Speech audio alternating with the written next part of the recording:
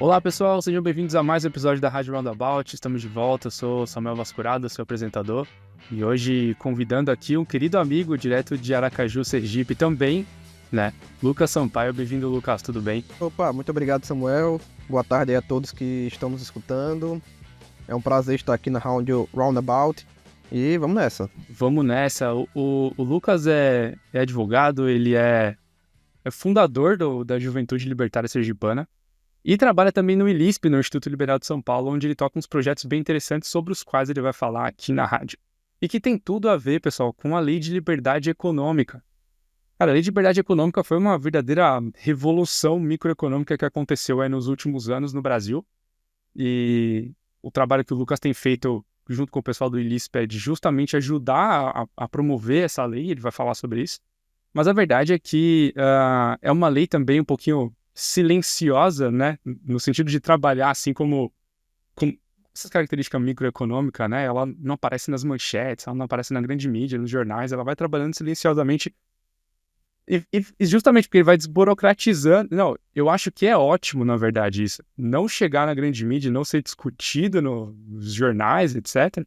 Eu acho que é ótimo, Lucas, porque fica um pouquinho sem depender sem depender claramente dos políticos, sem depender daquela demagogia. É um trabalho silencioso que vai ajudando a vida do trabalhador e do empreendedor, né? Exato, e é uma lei que não vira vidraça, né? Porque aí é que tá. Lei que repercute, né, na imprensa, se é uma lei, por exemplo, que, como essa, que veio de um governo em tese de direita, né, é uma lei que automaticamente viraria alvo da esquerda. A esquerda faria de tudo para revogar, mas até agora não houve uma movimentação, né, para revogar a lei, né, justamente porque é uma lei que não teve muito holofote, não teve muito destaque, né? Então, justamente por ela ter sido essa lei silenciosa, ela acabou não virando vidraça. Isso é ótimo, né? E a gente tá falando da lei que foi, na verdade, criada em 2019, né? Mas o projeto é anterior, né? Fala um pouquinho aí pra gente, Lucas, sobre a origem da lei, o que os caras tinham em mente quando eles criaram isso. Basicamente, né, a Lei de Liberdade Econômica, ela começa, na verdade, com uma medida provisória, né, que foi a MP 881, que foi de abril de 2019, né, foi promulgada no governo Bolsonaro, né, na época, inclusive, quem elaborou a lei foi o Gianluca Lorenzoni, que inclusive fez parte, né, do Instituto Mises. Ele é conselheiro do Instituto Mises. Ah, ele é conselheiro agora? Maravilha. Enfim, ele foi quem criou a lei na época que ele estava no governo, né, ele estava como secretário de desburocratização, né, do governo Bolsonaro, né, no Ministério da Economia. E aí, primeiro foi a MP 881, e aí depois ela se tornou lei, foi votada lá na Câmara, no Senado, se tornou a Lei 13.874, de 20 de setembro de 2019. E basicamente, quais são os grandes diferenciais que essa lei traz? Ela traz a Declaração de Direitos de Liberdade Econômica, né? E ela traz um conceito bem interessante, que é o conceito da classificação de risco das atividades econômicas e a garantia de que aquelas atividades que são classificadas como baixo risco, elas passam a ser dispensadas da necessidade de um alvará. Então, por exemplo, estou falando aqui, por exemplo, da pessoa que trabalha como lavando carro na rua, por exemplo, da pessoa que tem um pequeno comércio, da moça que tem um salão de belezas. Então, tipo, a gente está falando principalmente dos pequenos e médios empreendedores que representam a maioria esmagadora do empresariado brasileiro, né? Porque o empresariado brasileiro, agora quando a gente fala em empresário, o pessoal pensa, sei lá, no Jorge Paulo Lema, mas não, o empresário brasileiro é o cara que tem uma barraquinha vendendo coco, é a moça que tem o salão de belezas, é o cara que vende na feira. Então, o empresário brasileiro médio são pessoas pequenas, são pequenos empreendedores, né? Pessoas que não conseguiram, muitas vezes pessoas que tentaram se inserir no mercado de trabalho, não conseguiram, e por isso decidiram, bom, não tem emprego, eu vou empreender, né? Vou aqui gerar riqueza, vou gerar oportunidades.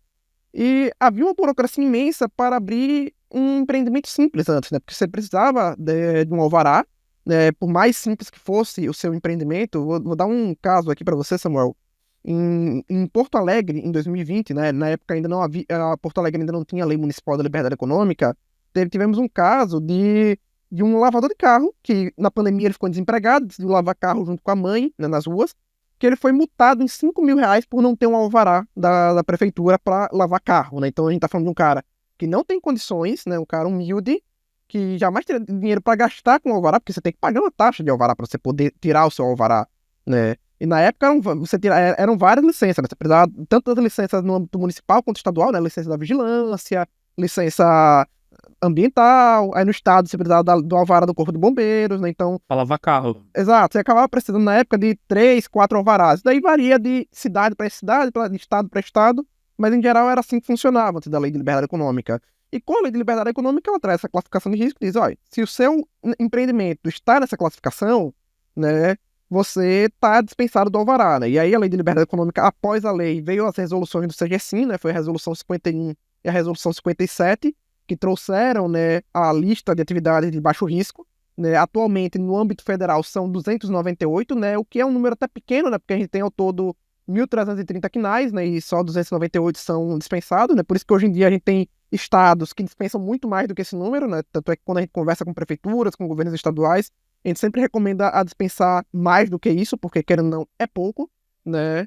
Mas melhor do que nada, é a verdade.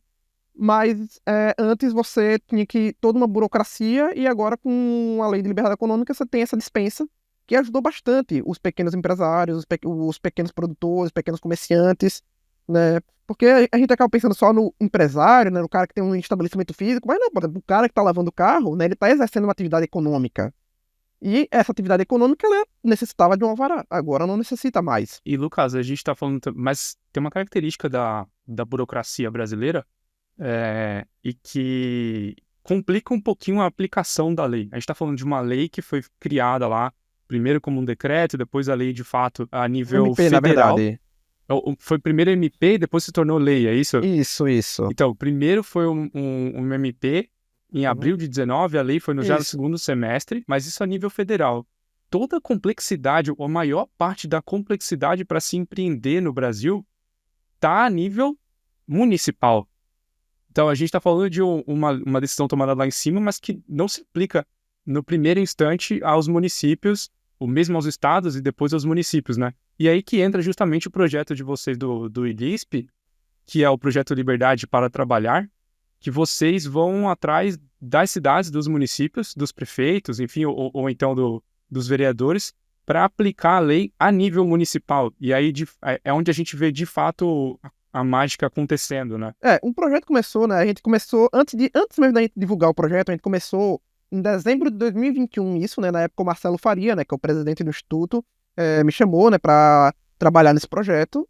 E, basicamente, o que foi que a gente notou, né? A gente notou, bom, tem aqui a Lei de Liberdade Econômica, a Lei Federal, mas na prática ninguém está seguindo, né? Na prática, nos municípios, a gente está vendo que os municípios não estão seguindo a Lei Federal, né? E a lei, ela respeita, né, o Pacto Federativo, né? Então a classificação de risco das atividades econômicas, cada município tem a sua, cada estado tem a sua, né? Então a lei ela acaba respeitando isso, porque no final das contas quem emite o alvará é o município, é a prefeitura, né? Então quem dispensa também é a prefeitura.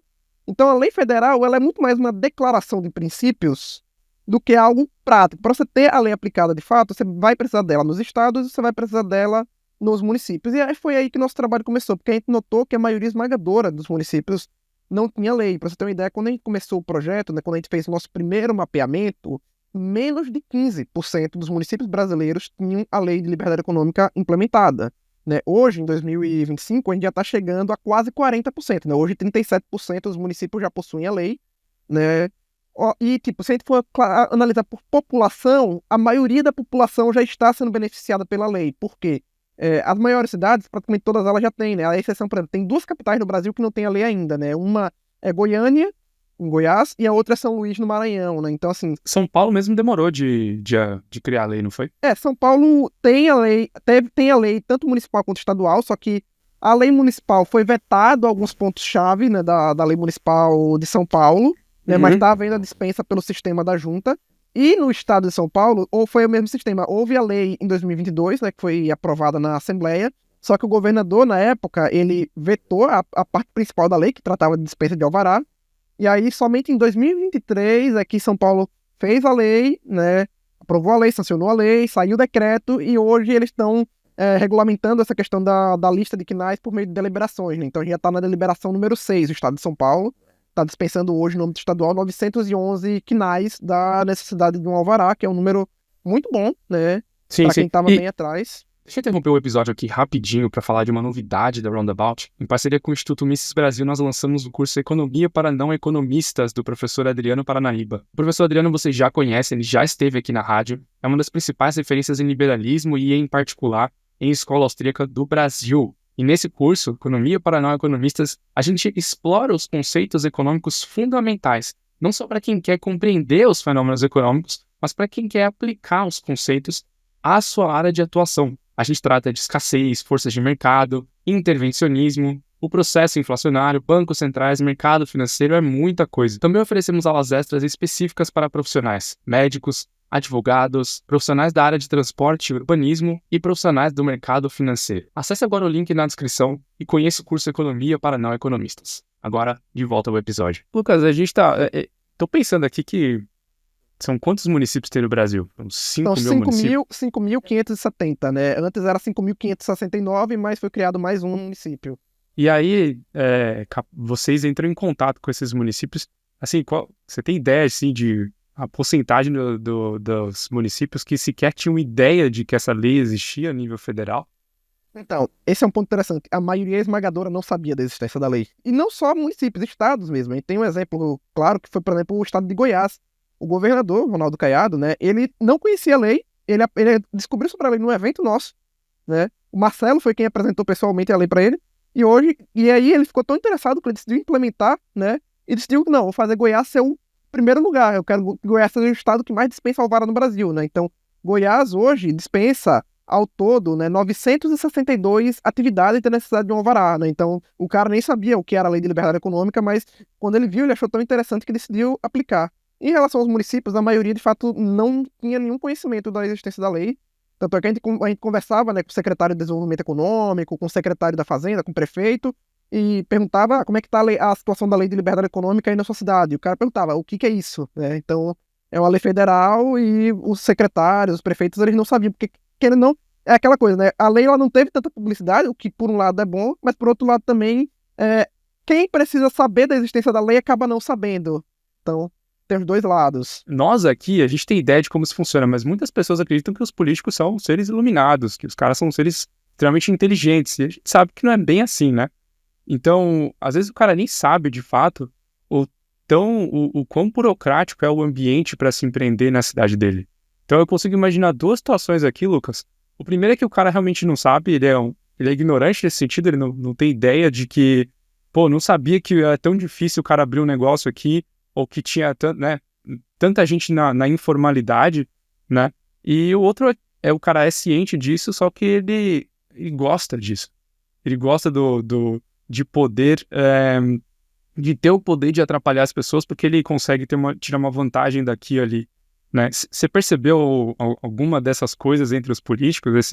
Principalmente o segundo, assim, se realmente o cara... Não, aqui na minha cidade não, eu que mando, eu que decido, eu prefiro ter esse poder. Eu notei as duas situações, né? Essa do desconhecimento, que de fato muitos secretários nem sabiam o quão burocrático era. Vou dar um caso, né? Não posso citar o nome dos municípios, que a gente está trabalhando com ele, né? Não posso expor, mas 2 municípios do estado de São Paulo, né? A gente está trabalhando com a elaboração de um projeto de lei para fazer um revogaço, né, nesses 2 municípios. Por quê? Porque eles fizeram a lei de liberdade econômica, só que eles viram que ela conflitava com um monte de lei dos anos 80, dos anos 90, que eles nem sabiam que existiam. Eram leis relacionadas a licenciamento sanitário, relacionadas a licenciamento ambiental. Tem um desses municípios em São Paulo, tinha uma lei dos anos 90, ainda tem a lei está em vigor, vai ser revogada, que determinava que todos os empreendimentos, todos os estabelecimentos comerciais tinham que ter copo de plástico para disponibilizar para os clientes. Eles eram obrigados a ter copo de plástico. Então, tipo, o pessoal da prefeitura nem sabia dessa lei. Eles descobriram, aí vieram falar com a gente, né? A gente precisa revogar isso, aí a gente começou a elaborar um projeto de lei para enviar para a Câmara. E tem esse outro caso, que aí em alguns municípios tem gente que de fato fatura com isso. Né? Teve uma situação em Boa Vista, em Roraima, né? Que o que acontecia? Os fiscais da vigilância, eles faturavam por atividade. Né?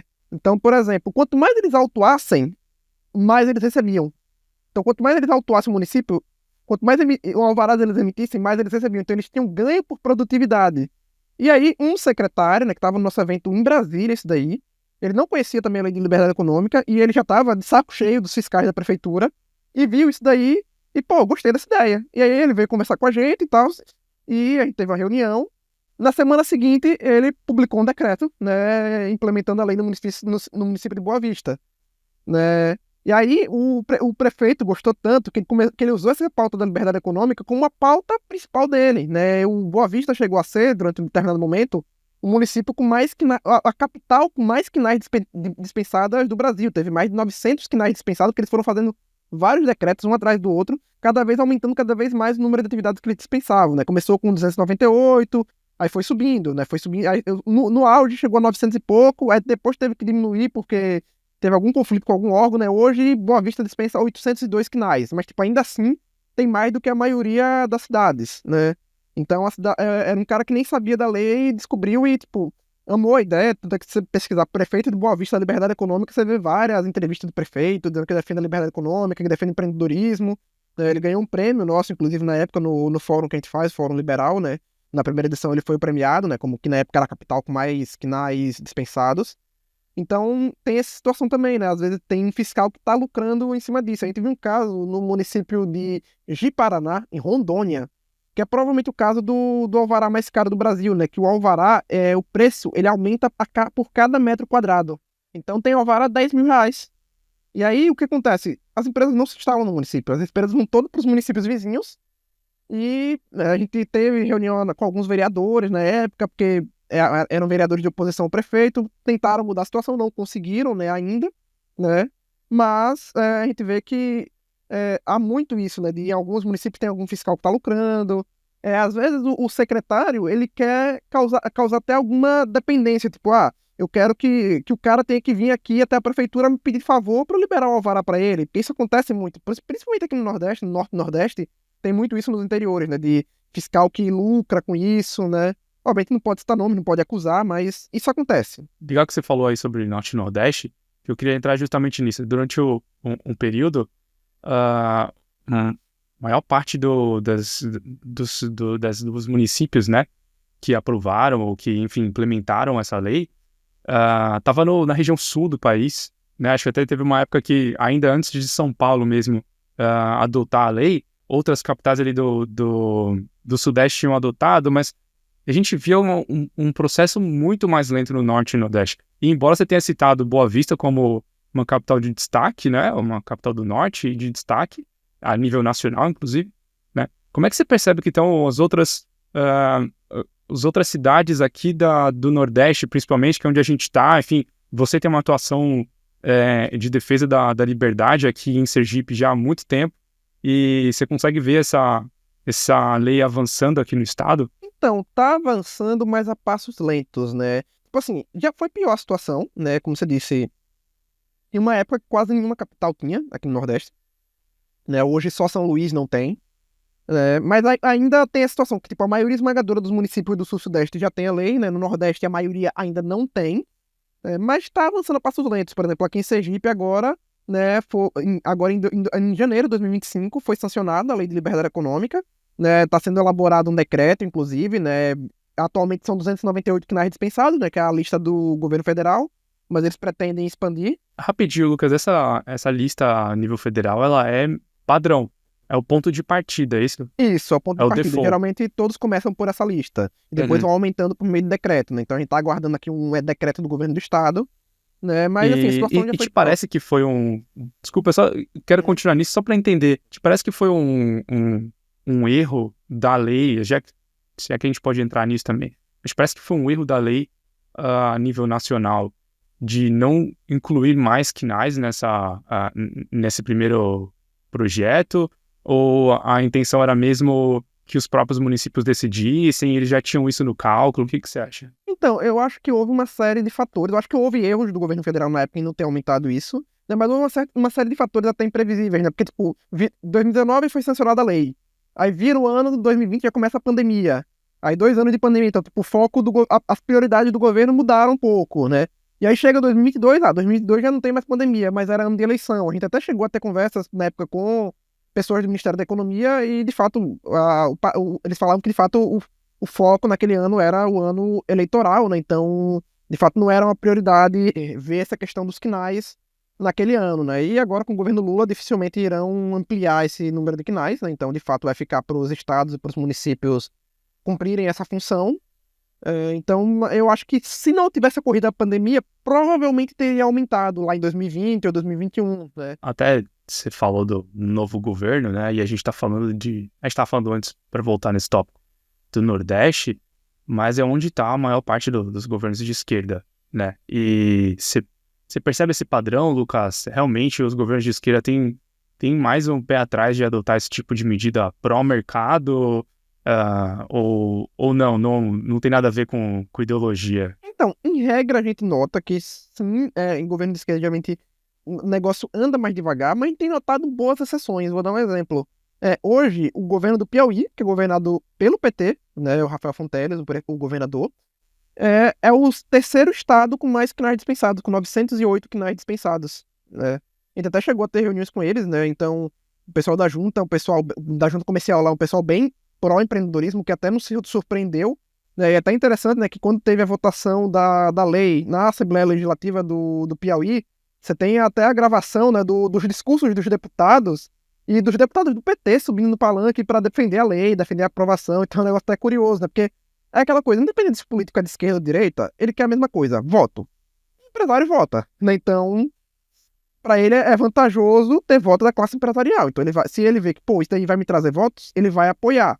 Né? A gente vê que alguns governos têm um certo preconceito, que é algo que veio do governo Bolsonaro, então eles já pensam em não fazer porque veio do governo Bolsonaro, mas eu acho que aos poucos esse preconceito está se perdendo. Por exemplo, o governo do Maranhão é um governo do PSP, e o Maranhão adotou a lei, né, no ano passado, né, e o Maranhão hoje dispensa mais de 500 quinais, são 572 quinais que o governo do Maranhão dispensa, né? Inclusive, a própria junta comercial lá do Maranhão chamou o Marcelo para palestrar lá e tudo mais.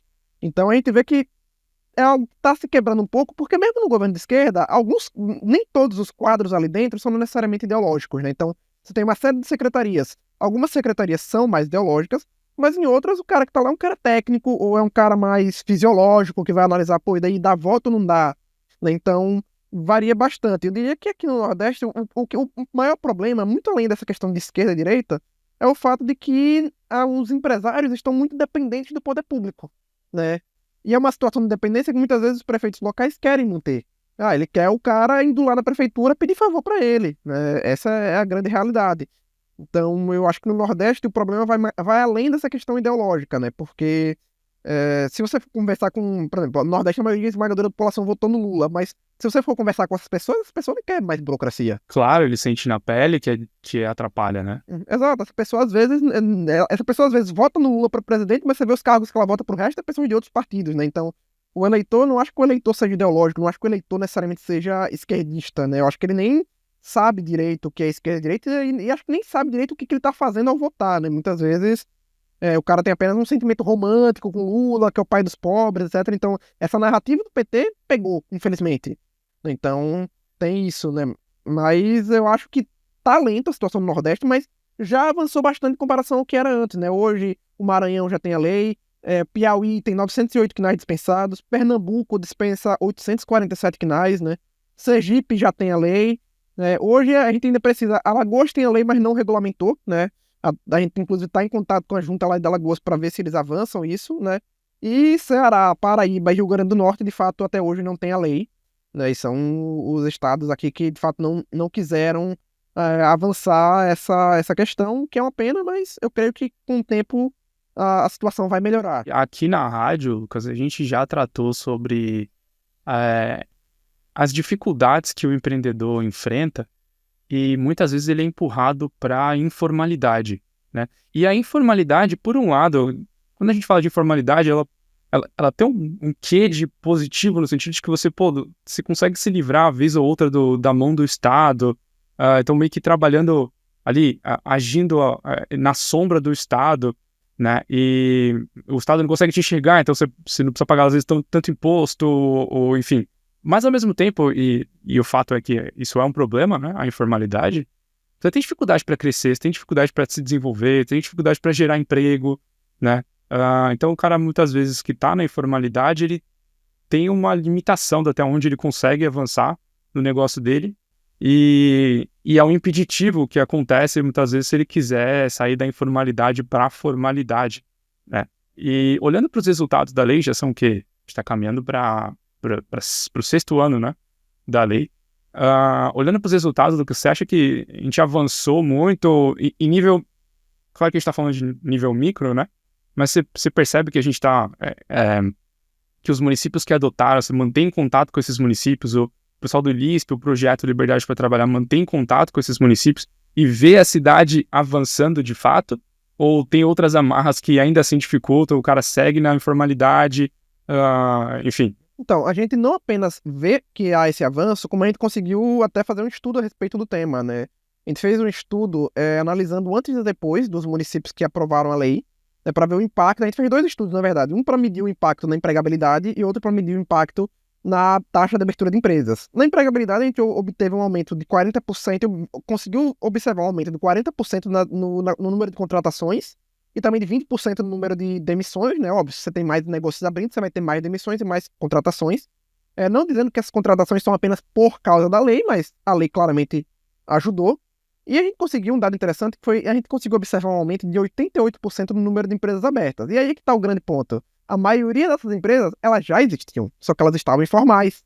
A lei ajudou o pequeno a se formalizar. E aquela coisa, por um lado a informalidade é bom porque o cara tá invisível, mas por outro lado, se o cara for pego, ele tá ferrado, né? Porque ele vai receber uma multa absurda. E aí agora, né, com a lei de liberdade econômica, o cara vê, poxa, eu consigo agora obter a dispensa do alvará, eu consigo atuar obtendo essa dispensa. Porque a gente tinha casos antes, a gente teve um caso, por exemplo, em São Paulo, de um vendedor de cachorro-quentes, que ele teve que demorar 10 anos para poder obter uma licença.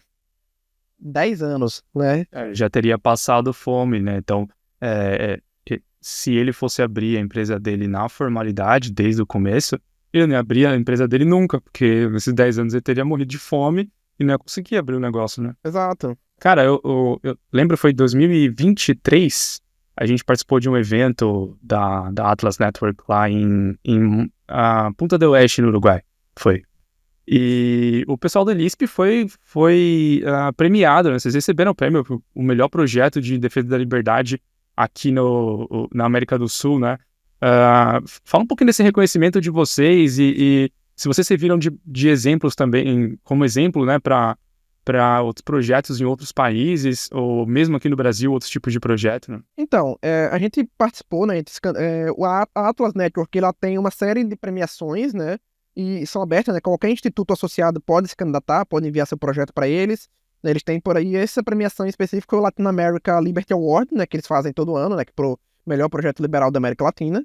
Na época a gente se candidatou, a gente concorreu na época foi com o Instituto de Ciência Política da Colômbia, né? Que até ganhou esse ano, até ganhou desse ano o prêmio, e o Piensa do Chile. Do Chile, isso mesmo. Exato, a gente disputou com eles dois. Né? Porque são várias fases nesse processo seletivo. Primeiro todo mundo envia, depois parece que tem 10 candidatos, aí depois há uma votação e escolhe os 3 finalistas para ir disputar na final lá no evento. Então a gente disputou na época, e daí foi logo no começo do projeto. Nessa época a gente inclusive só estava trabalhando com os municípios acima de 5 mil habitantes, né? A gente ainda não tinha chegado no nível que a gente está hoje. E aí a gente se candidatou, a gente concorreu, né? E ganhamos o prêmio lá no evento no Uruguai. A gente teve esse reconhecimento pela Atlas Network, que inclusive teve até um certo destaque na imprensa local, né? Alguns jornais chegaram a publicar, a divulgar o nosso projeto. No Uruguai, você fala? Não, na imprensa daqui, no caso, imprensa local brasileira. Alguns jornais, sim. Alguns veículos de mídia aqui chegaram a publicar. Agora de cabeça eu lembro, se não me engano, da Folha, saiu matéria na Folha, saiu matéria na Exame, então saiu matéria em alguns jornais daqui, inclusive, recebeu um certo destaque. E, cara, o feedback internacional vai bem positivo, né? Porque a gente recebe, inclusive, muitos e-mails, né, de think tanks do mundo inteiro querendo conversar com a gente para discutir o que podemos fazer aqui no nosso país. É porque é aquela coisa, né? Cada país muda a sua legislação, né? Então, a gente tem que conhecer a fundo a legislação do outro país para saber o que eles podem fazer ou não. Por exemplo, lá nos Estados Unidos é impensável isso daí de uma pessoa ficar 10 anos esperando uma licença, né? Tanto é que quando a gente vai explicar isso para eles, os caras não conseguem entender, né? Mas sim, a gente recebe muita... A gente conversa bastante com os outros institutos, a gente conversou recentemente, inclusive, com o instituto lá de Porto Rico, né? Que está com um projeto, a gente não pode revelar ainda, né? Mas eles estão com um projeto interessante para aqui, para América Latina. Né? A gente, inclusive, disputou, né, ano passado o Smart Bets, que é outra premiação da Atlas, que a gente também ganhou lá em Nova York. Então, o pessoal manda bastante e-mail pra gente, né? A gente tem bastante reuniões com eles. O Marcelo é quem tem mais contato, né? O Marcelo tá sempre palestrando nos eventos da Atlas, né? Palestrou esse ano no Rio, palestrou no passado em Nova York, né? Então ele tá sempre palestrando nos eventos que a Atlas faz. Claro, que é um super case, né? E a gente aprende também sobre o que os outros institutos estão fazendo, né? Sobre os cases dos outros países. Porque às vezes um case de um outro país pode nos ajudar também. Às vezes uma demanda, um problema que eles enfrentam, sei lá, na Colômbia, por exemplo, talvez seja um problema que nós enfrentamos aqui no Brasil também. Então há sempre esse intercâmbio de ideias que é sempre muito positivo. Isso é um fenômeno, é uma característica do Estado, na verdade, da forma como o Estado se desenvolve. Assim, até o Mises tratou disso, ele já escreveu muito na vida sobre burocracia, inclusive ele tem um livro de 1944, chama justamente Burocracia, e lá ele trata sobre a diferença entre o Estado, como a gente vê, e esse Estado gigantesco que cresce de uma forma que nós não enxergamos, que é a tal da burocracia, né? E ele faz essa diferenciação entre o quão antidemocrática é essa burocracia. Porque o Mises está descrevendo assim, uma coisa é essa divisão de 3 poderes. A gente tem o executivo, o chefe do executivo é votado lá, eleito, né, diretamente. A gente tem o legislativo, onde também são eleitos os deputados, os vereadores, os senadores. E a gente tem o judiciário, perdão, que ele é indicado pelo executivo, o executivo eleito, e é votado, aprovado, enfim, pelo legislativo também eleito. E da mesma forma a gente tem também todos os ministros, enfim, toda aquela, já um nível já de burocracia, mas enfim, que é escolhida ali pelo executivo, pelo chefe do executivo, e aprovado pelo legislativo. Então existe nesse primeiro nível, uma espécie de participação direta da população. Só que na medida que a gente vai descendo, a gente vai observando que há outras e mais pessoas que são escolhidas ali por outras pessoas que foram escolhidas de maneira indireta. Então a gente está falando desse crescimento do Estado, desse crescimento da burocracia, que nada tem a ver com a escolha da população lá, quando ela votou lá atrás. E a gente pode entrar em várias críticas do próprio processo enfim, dessa votação, a gente já tratou sobre isso aqui na rádio, inclusive, mas o fato é que esse crescimento da burocracia, ele não tem nada a ver com a democracia. Essa é a crítica do Mises. A burocracia ela é invisível, esse que é o grande problema, porque a maior parte da população ela não sabe o que está sendo votado no Congresso, ela não sabe o que está sendo votado na Câmara de Vereadores, ela não sabe o que um juiz está decidindo aqui e ali. Não, hoje com as redes sociais a gente tem um acesso maior à informação, né?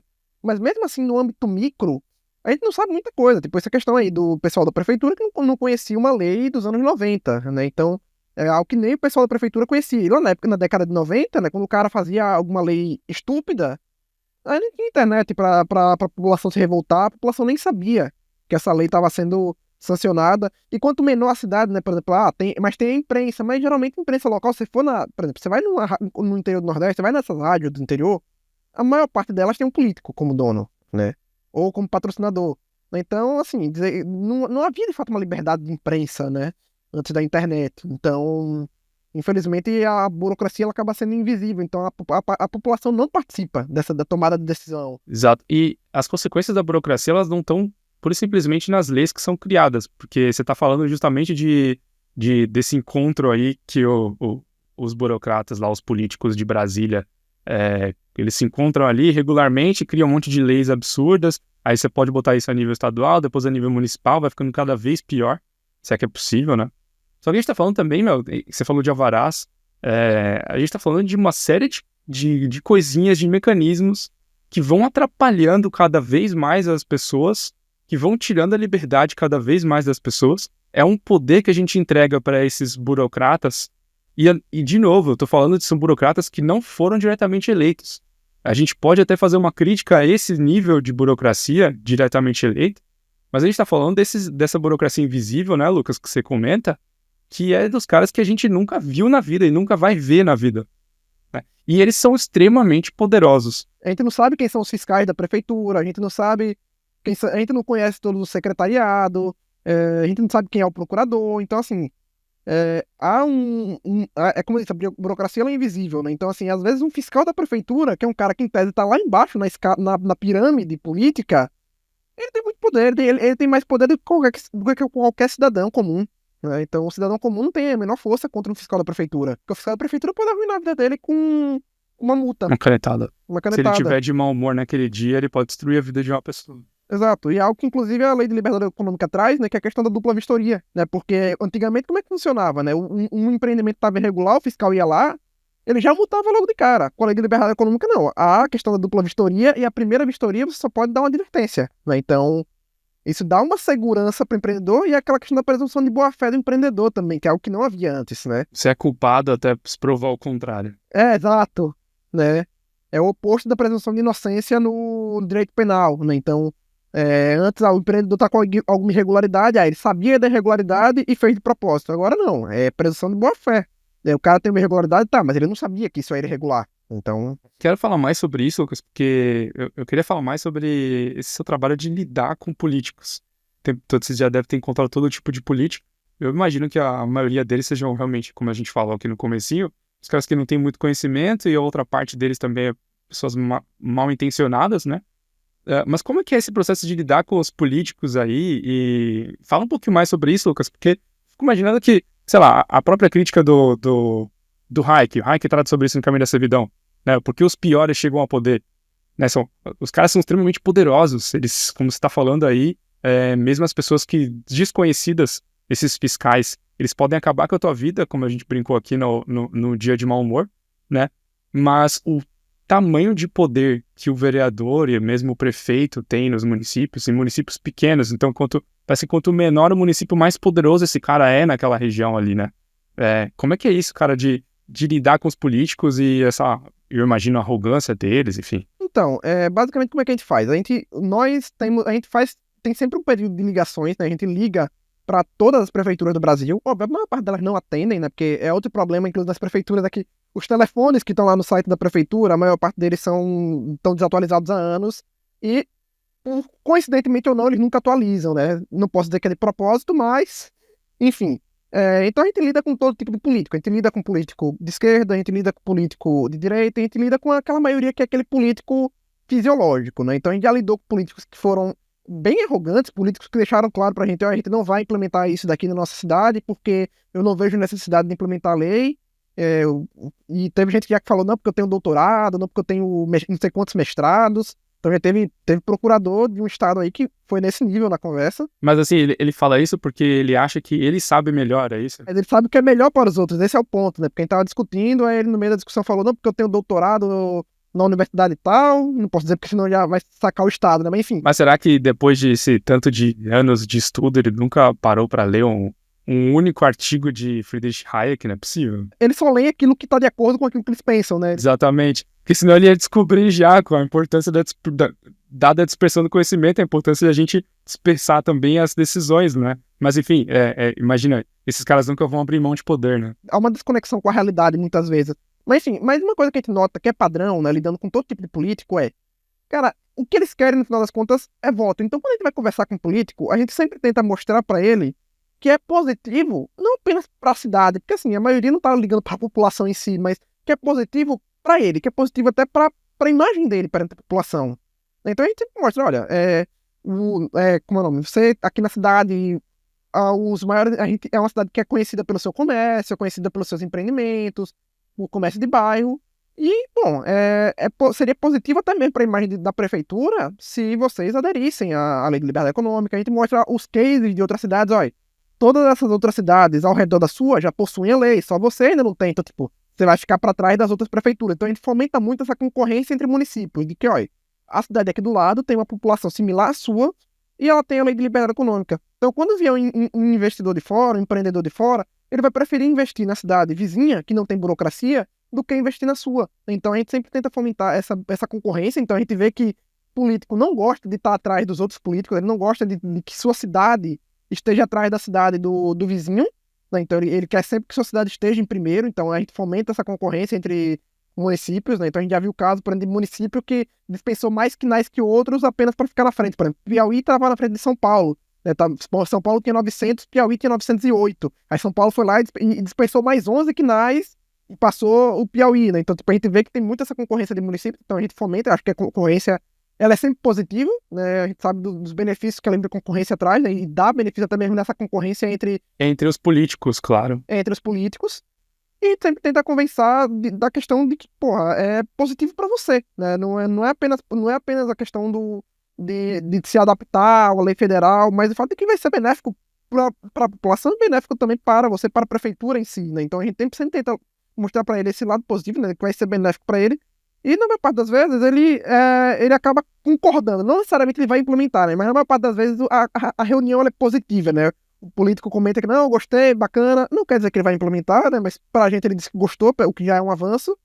E a gente conversa com gente tanto de prefeituras de esquerda quanto de prefeituras de direita, e a gente vê que no final das contas ambos são movidos pela mesma coisa, que é voto. Então a gente vê casos de prefeituras de esquerda que implementam a lei de liberdade econômica. Longe de querer ser romântico, né? Mas é triste isso também, né, Lucas? Os caras estão pensando só neles e aí você tem que adaptar o teu discurso quando você vai sentar com eles para conversar, apresentar o projeto e tal. Você tem que adaptar o discurso a esse nível do tipo, cara, não é que é bom para sua cidade apenas. É bom para você, olha só, você vai ser reeleito.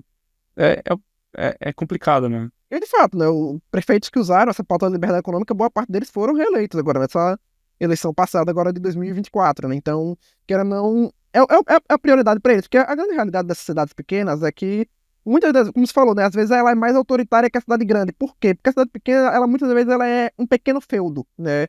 Você pega uma prefeitura pequena do interior, quem é o atual prefeito? É fulano. Quem era o prefeito anterior? Era o irmão dele. E quem era o anterior? Era o pai dele. Então, tipo, toda hora cria-se um município novo, né? E o único propósito desses municípios novos é beneficiar a oligarquia local, porque são municípios que, se você pega, eles não se pagam, né? Eles vivem de dinheiro do Estado, né? Eles arrecadam menos do que aquilo que eles gastam, né? Então eles vivem de dinheiro do poder estadual e eles existem apenas para beneficiar aquelas pequenas famílias que possuem o poder, né? Essa é a grande realidade, né? Então, a gente já era poderosa antes, já era influente antes, já era muito rica antes, né?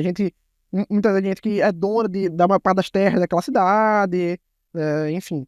E eles acabam tendo assim, uma certa influência e acabam se elegendo e se perpetuando no poder. Essa é a realidade da maior parte das cidades pequenas, né? É uma confusão que se faz, né, entre escolher as pessoas certas para chegar no poder. E, na verdade, o caminho melhor não é esse. O melhor caminho é você tirar poder do Estado, tirar poder desses caras, tirar o tanto de... O quanto eles podem te atrapalhar, né? Então, é claro que se o município, se o Estado é muito poderoso, muito forte, se chegar ali aquela dinastia que vai se formando, enfim, essas famílias que, por gerações, detêm o poder, e assim vai seguir e as pessoas naquela cidade, naqueles municípios, vão perceber isso.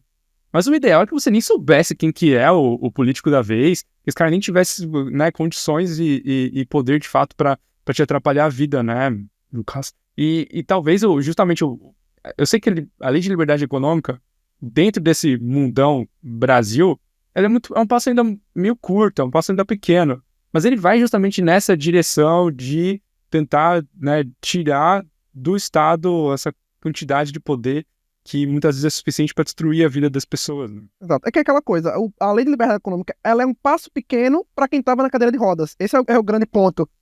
Porque tipo, a gente não dava esses passos pequenos, então é melhor do que nada. E essa questão das famílias, né, tem um livro até que é muito bom, do professor Ricardo Vélez, né, que é Patrimonialismo e a Realidade Latino-Americana, porque é exatamente isso, né? O prefeito de uma cidade pequena, ele confunde totalmente o público com o privado. Não há essa distinção entre público e privado. É como se aquela cidade fosse dele, só que ele não é um proprietário legítimo daquilo ali, né? Ele está se apropriando de algo que não pertence a ele. Então é o patrimonialismo que vigora aqui na América Latina, né? E isso a gente percebe que é muito mais forte quando a gente vai nessas pequenas cidades, né? Nas grandes cidades nem tanto, porque há uma alternância muito maior de poder, né? Então o poder é menos concentrado nas mãos de uma única pessoa. Mas quando a gente vai nas cidades pequenas, a gente vê que o patrimonialismo, ele é a regra. Justamente. Ô, Lucas, você passou aí rapidinho falando sobre a transição de governos, né, a nível federal. O projeto, inicialmente, era um projeto ainda do Temer, do governo Temer, ou já é Bolsonaro? Já era do governo Bolsonaro esse projeto. Já era dessa nova equipe, da equipe que se formou ali, que era uma equipe claramente pró-mercado, né? Além das todas as críticas que a gente pode fazer à figura do ex-presidente, o fato é que a equipe que se formou ali tinha pessoas muito qualificadas e, até mais importante do que isso, pessoas pró-mercado, cientes da importância de tirar poder do Estado. Então, de novo, não é colocar as pessoas corretas lá, mas no mínimo colocar as pessoas corretas para tirar o poder do Estado. Então, Exatamente. Então, o Ministério da Economia, eu diria que foi uma das poucas coisas boas que o governo Bolsonaro teve, foi o Ministério da Economia, né? Essa questão econômica foi, de fato, onde a gente viu algum avanço. Né? Em relação a isso daí do Temer, eu lembro que até o Temer chegou a reivindicar na época, né, que ele tinha um projeto similar, mas, enfim, se não apresentou, não tem como saber se ele tá falando a verdade ou não, né? Mas, enfim, o projeto em si nasceu no governo Bolsonaro, né? não, a minha pergunta é justamente sobre essa transição. A gente saiu de um governo que a equipe econômica era claramente pró-mercado, e a gente chega num governo agora que a equipe econômica é claramente anti-mercado, né? E existe algum movimento, pelo menos a nível federal, de atrapalhar a lei de liberdade econômica, de no mínimo fazer pressão sobre essa lei, tentar dar um passo para trás com a lei, ou eles deixaram passar, não trataram do assunto? Como foi? Então, houve uma tentativa do Ministério do Trabalho, não de acabar com a lei especificamente, mas houve uma portaria do Ministério do Trabalho que tratava justamente de limitar o trabalho aos domingos e feriados. E qual é o grande problema disso? É que isso vai de encontro a um ponto-chave da lei, que na lei de liberdade econômica ela é muito claro, né, em relação ao trabalho aos feriados, né, que no inciso 2º do artigo 3º, né, ele trata justamente que você pode desenvolver atividade econômica em qualquer horário, em qualquer dia de semana, inclusive feriados. E houve essa portaria do Ministério do Trabalho, né, e daí foi no ano passado, se não falha a memória, tentando limitar o trabalho aos domingos e feriados, né. A repercussão foi extremamente negativa, né, porque, enfim, a maioria esmagadora dos empreendedores não estão de acordo com isso. A portaria ela vai entrar, né, em vigor em 1º de julho, né, de 2025. Então, será necessário haver uma negociação coletiva com sindicatos de trabalhadores para liberar o trabalho nos domingos e feriados. Então, isso daí foi, assim, o ataque que teve a lei até o presente momento foi esse, né, do trabalho aos domingos e feriados. Vai se concretizar ainda isso? Vai se concretizar ainda, né, tanto é que por isso que a gente está, inclusive, trabalhando com alguns municípios projetos de lei em relação a isso, né, para permitir o trabalho nos domingos e feriados. Então, justamente, o trabalho de vocês não para, porque agora vocês têm os detratores aí, né, tentando impedir o avanço da liberdade. Então o projeto de vocês não para, é isso? Não para, até porque cada vez surgem mais demandas, né, cada vez surge um problema novo.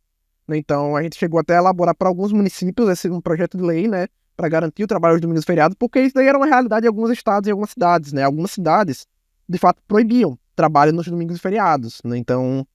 Com a lei de liberdade econômica, ela é muito clara em dizer que está liberado o trabalho aos domingos e feriados, né? Então... Sim, isso é um acordo entre o empregador e o empregado. Exato, eu diria que essa portaria é até mesmo inconstitucional, mas enfim. Só um parênteses aqui, que tem muito a ver com o que a gente está falando.